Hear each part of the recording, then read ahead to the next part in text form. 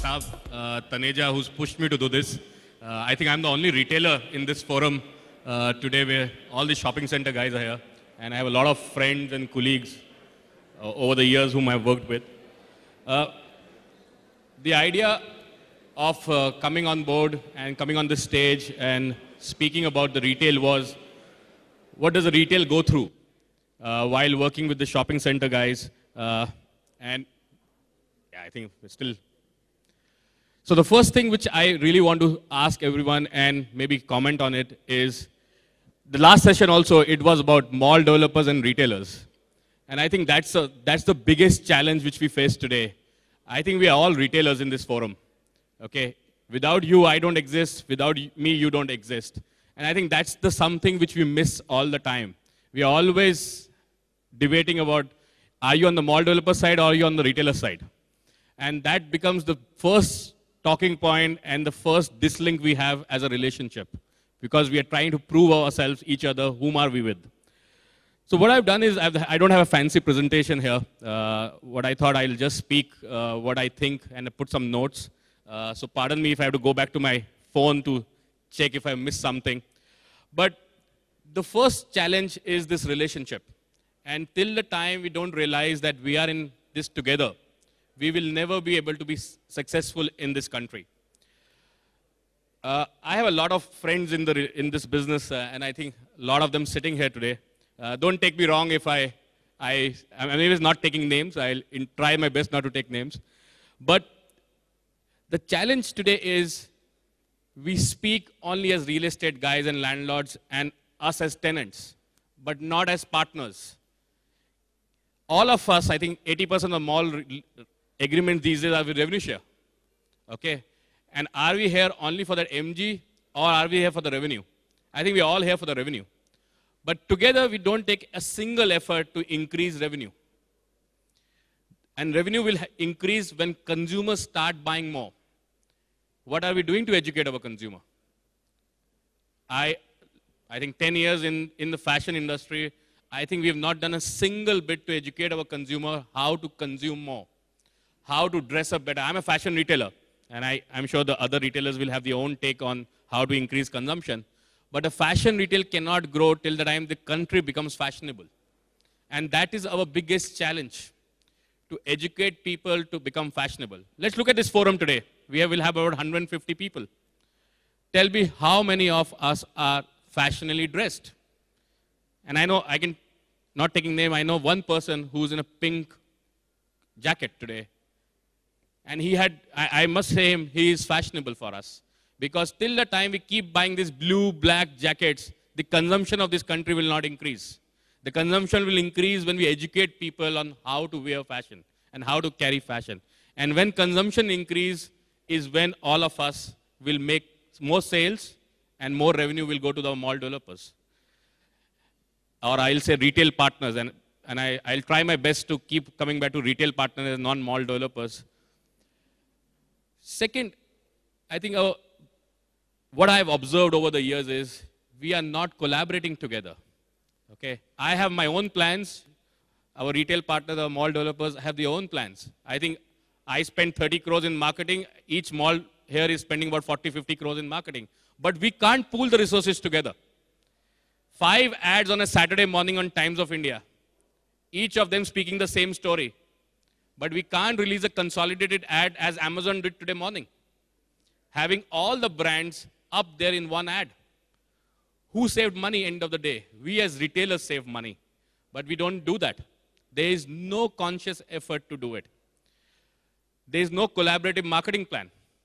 I don't know what marketing you are going to do in autumn. You don't know what I am going to do. And together we're going to spend endless amount of money promoting customers to come and buy more. Let's pool in the resources. Let's sit down and collaborate of how to increase consumption. One thing which I observe a lot more, and I think our panel here said, how does the mall developer make more money? I can vouch for you and I can tell you there's a mall developer in Bombay who has no revenue share in his agreement. Okay, it's very strange these days, but that mall developer was very, very clear. I don't want revenue share. I want pure rent. And I think everyone agreed to pay that. That mall developer still does not sell a single square centimeter of space in his mall to marketing companies. You go to other malls and they say, oh, but I have sold all my marketing space to a marketing company, please go and speak to them. That guy is not concerned whether the revenue of the mall is going to increase. He's more happy selling an ad to Ponds or to Chevrolet cars. Is that relevant for the shopping mall? I agree, we have to all make money, but the money has to come from the same space as retailers. Amazon, we all speak about e-commerce together today. Means every forum I go, it's about e-commerce and how it's going to kill us. For sure it is going to kill us, because there they are collaborating. Today, if you look at a lot of new phones which are launched only from an online channel, because someone is ready to collaborate and work together hand in hand. That guy is not saying, you pay me 1 crore, then I will launch your brand. But you go to a mall today and you say, I am coming with a campaign. Can you give me a space? And you will get a reply saying, these many lakhs for these many days. Please realize, if I am not going to make money, you're not going to make money together. Okay. We have one mall here which everyone speaks and pays through the nose also, and they're very happy paying. It's Select City Walk, and that's the only brand name I'm taking because I'm not there. So I can take the leverage of not being there in that mall. But we all agree to pay 1,100 rupees a square feet because there is revenue there. Okay? They are doing anything and everything to draw customers back to their shopping mall every day. In turn, who is getting paid? The retailer, because the retailer is able to increase his sales. And I think because they think like retail, they just don't think it like a real estate asset. So I think Amitabh said very nicely, it's about passion. And I think mall, and I agree to you, Abhishek, fantastic what you said. If you're not having passion and you're not ready to do the hard work, no mall is going to work. And if the mall is not going to work, we are not going to work because we are finally one part of that entire wheel. We cannot run the mall. We can only support and try and run that mall. The other point which I noticed while I was jotting down my points is how many of our partners, the mall developers, understand the business of retail. Very few of our friends who run malls today were actually retailers few years back. Rajneesh is one of them, which I know definitely was a retailer some time back. But I think he's forgotten there's a few things in life. Yeah, I can take that liberty. Rajneesh, is that right? Yeah. But it's so essential to understand how retail runs, and it's a painful business. In a fashion business like mine, and we somehow try and do fashion every week, if I don't open the mall today, the product has already expired its life by the time it opens 3 months later. Who bears for the cost? Every time we try and make a business plan every year, we try and make only, I say, because we're never able to be 90% around the business plan, because you go to a partner, a mall developer, and say, when is this mall going to open? Sir, 15th of May. Even the first fit out also have started on 15th of May, and we want to open on 15th of May. What do? We buy products for it. Okay, we budget capital for it. And you know, all of you know how tough getting capital is today. And especially on a retail where that same money exposure of the principal company is possible in 5 countries. Where is he going to put it? India, Brazil, China, Europe, America, where? If we've blocked capital and we are not able to spend it, end of the day, capital is not endlessly available for us. The products which we sourced, so-called to sell in one of the shopping malls, because the mall didn't open, is what's going to happen? Is going to end up discounting somewhere. And that discounting is going to happen in your shopping malls itself. End of the day, we don't make money. Neither you make money, neither I make money. The only benefit goes to the consumer. And these days to the online guys. Because they can actually far reach consumers than what we can. And we can keep cribbing about online whole day. But we are the ones who are fueling this growth. We do not have distribution in this country. Tell me, beyond top 20 cities, where are the shopping malls? That growth and there is consumption there is only getting fueled by e-commerce because they are able to reach, but we don't think. Everyone wants to open a shopping mall in Pune. So suddenly, 1 year, Pune had 6 shopping malls. All of them got killed because of one guy opened 1 million square feet. Thank God no one came to Dehradun. I know 2-3 players want to come to Dehradun now after your success. But that's the challenge. We are not ready to actually plan. One guy going in, 6 more following him in that same destination and getting killed. I think Rajni spoke about service in the morning, customer service. And the first customer service starts at the doorstep of the mall. Please look at your security systems, the way you attend your customers when he enters the parking lot. Trust me, sometimes I feel that I am a terrorist, though I know it's for the benefit of all of our security. But the way it is handled, Rajneesh gave an example of a 5-star hotel. Go and see how 5-star hotels are doing the same security. They also have much more drills than us in terms of security, but they do it because they are investing in training those people. And there you feel welcomed still, but when you go to a shopping mall, you don't feel welcomed. And this all finally is affecting our service levels because the customer starts getting irritated on day one when he's entered. Then he meets someone in the elevator, another service experience. Then he comes to a shop where some staff has a fight with his wife or his mother didn't feed him or whatever. And then the customer doesn't want to come. End of the day, the brand definitely feels the experience, but the experience is of the mall. And these are things which we definitely at times just forget, but it's very much part of our overall business. I have a friend here, again I said I have many friends here, Oberoi Mall. They started this beautiful concept, Flat 50 on a Wednesday during ESS. Fantastic because during weekdays there's not too much traffic, so they tried to increase traffic. What happened forth is I think a case history in this country, we should all study it. Everyone decided to do it on weekends.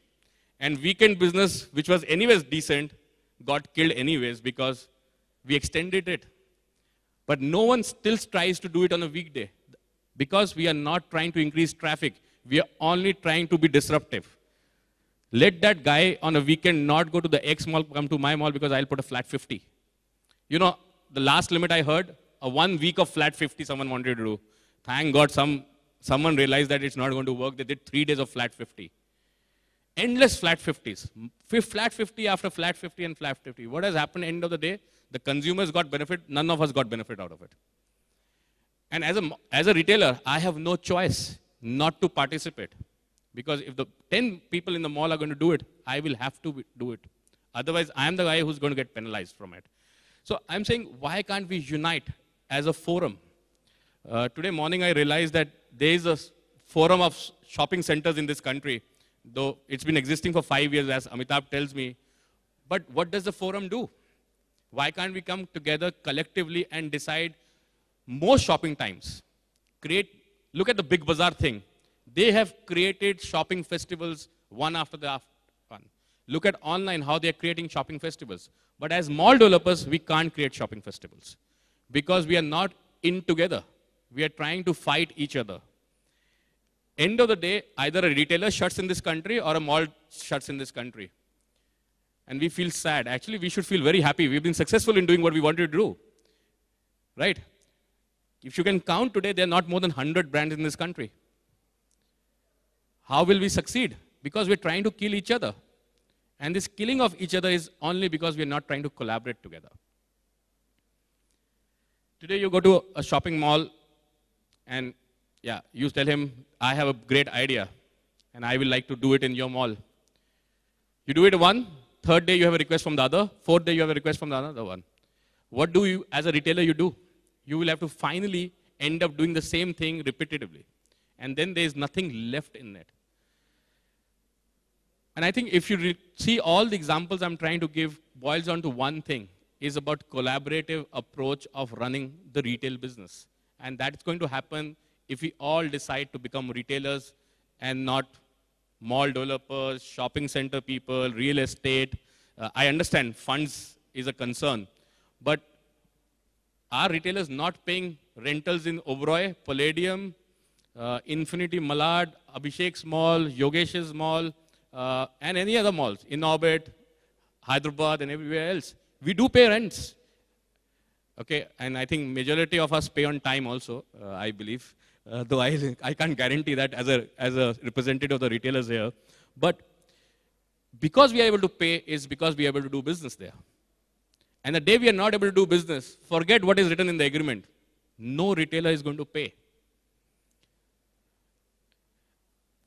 I look at so many new malls have opened in the last few years, and I think typically out of the last 3 years, I can only remember 2 successful mall launches in this country.